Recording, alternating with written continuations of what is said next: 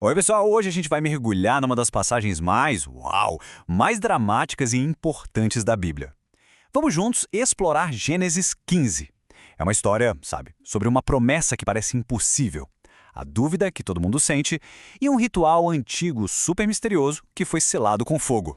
E tudo começa com essa pergunta, né? Como é que se prova que uma promessa é de verdade? Principalmente quando ela é tão grande que parece boa demais para ser verdade. O que é que faz alguém acreditar? Esse é o grande dilema que o nosso personagem principal, Abrão, está vivendo. Então, vamos lá. A história já começa com um conflito que, nossa, é muito humano. Abrão tinha recebido várias promessas, só que a realidade dele, o dia a dia, parecia gritar o contrário. Dá pra sentir o peso na voz de Abrão, né? A angústia. Ele já tá velho, não tem filhos, e o plano B dele é basicamente deixar tudo o que ele tem pro seu servo de confiança, o Eliezer. Aquela promessa de ser pai de uma grande nação, naquele momento parecia uma piada. E aí que vem a primeira grande virada da história. Deus entra em cena e fala direto com ele. Não vai ser esse o seu herdeiro. A promessa não era sobre uma solução prática, um jeitinho. Era sobre um milagre, um filho que viria do próprio corpo de Abrão. Mas a resposta de Deus não para por aí, não. Ele pega e leva Abrão para fora, para dar uma dimensão visual, uma imagem inesquecível para essa promessa. Pensem um pouco nessa cena. No meio do deserto, um céu noturno sem nenhuma luz da cidade, totalmente limpo. E a ordem é: conta as estrelas. É para contar o que não se pode contar. A promessa não é só de ter um filho, é de ter uma descendência tão gigantesca, tão numerosa quanto as estrelas. É uma imagem de esperança que é avassaladora. E aqui a gente chega num ponto que é super importante. O texto diz que Abrão creu no Senhor, e isso lhe foi imputado como justiça. O que isso quer dizer? Basicamente não foi por algo que Abrão fez, não foi por mérito. Foi simplesmente por ele ter acreditado nessa promessa absurda que ele foi considerado justo diante de Deus. É uma ideia central em toda a teologia bíblica. Só que, a dúvida humana, ela é teimosa. Depois de resolver a questão do herdeiro, aparece outra incerteza.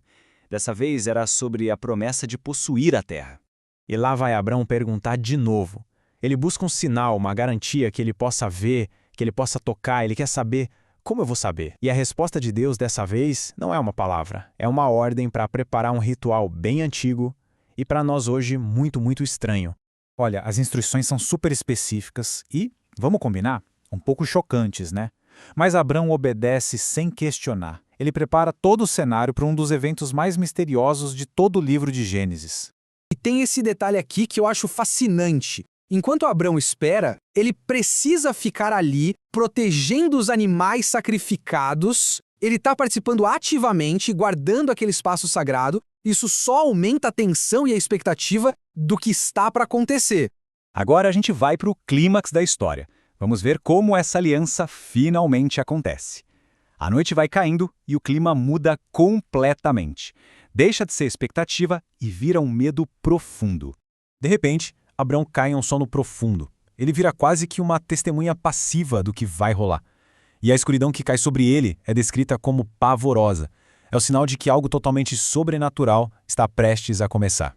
E nesse estado, meio que um transe, Abrão recebe uma profecia sombria, mas que termina como uma promessa de resgate. Os descendentes dele vão sofrer, sim, mas Deus vai libertá-los. Isso aqui é basicamente um trailer de toda a história do Êxodo, séculos antes de acontecer. E aí acontece o momento principal. Não é Abrão que passa pelo corredor de carcaças. É a presença do próprio Deus, simbolizada por fumaça e uma tocha de fogo que se move entre as metades dos animais. Mas o que esse ritual maluco significava? Era o jeito mais sério que existia na época de fechar um contrato, um juramento de vida ou morte. Ao passar ali no meio, Deus estava dizendo, na prática, se eu não cumprir a minha parte, que aconteça comigo o mesmo que aconteceu com esses animais. Ele colocou sobre si mesmo toda a responsabilidade, toda a maldição do acordo. Isso mostra o nível de seriedade do compromisso dele. E pronto, depois do ritual, a promessa é dita, de forma clara e direta. A aliança está feita.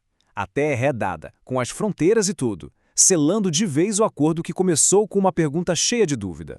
E só para não restar dúvida de que a promessa não era algo vago, no ar, o texto é super específico. Ele lista os 10 povos que moravam nessas terras naquela época. Ou seja, não é uma promessa de um lugar qualquer, é um compromisso sobre um pedaço de terra real, com gente de verdade morando lá. Isso torna a aliança totalmente concreta. E assim a gente fecha essa história. A jornada de Abrão nos mostra que ter fé não significa não ter dúvidas, significa se apegar a uma promessa mesmo quando tudo ao redor parece dizer que é impossível. E a pergunta que fica para a gente pensar é: o que na nossa vida funciona como essa tocha de fogo que solidifica a nossa confiança naquilo que a gente ainda não pode ver?